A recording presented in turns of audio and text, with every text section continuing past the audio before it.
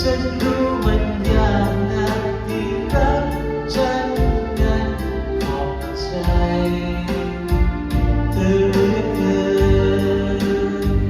เหนื่อยหน่อยนะอยู่กับฉันเมื่อสิ่งที่ฝันนั้นมันไม่ง่ายเลยและวันนี้ฉันรู้ต้องเหนื่อยหนักกว่าที่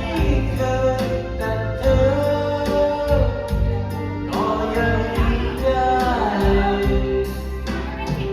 ไม่คิดจะยอมแพ้เราก็ไม่แพ้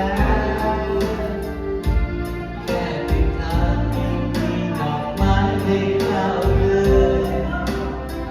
คุณเข้าในความงามด้วยรักมันคงไม่ยากเลยที่จะเดินไปให้ถึง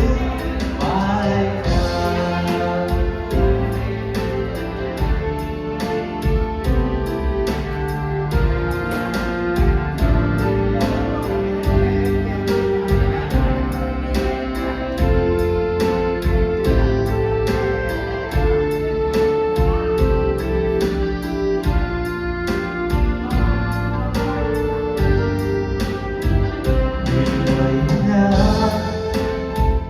อยู่กับฉัน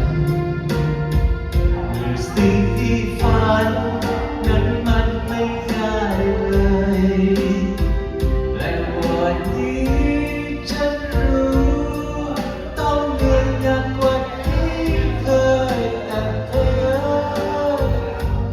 ก็ยังยิ้มได้ไม่คิดจะยอมแพ้เราก็ไม่แพ้แค่เพียงทางไม่มีดอกไม้ให้ก้าวเดิน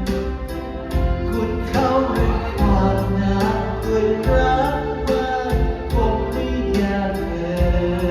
นที่จะเดินไปให้ถึง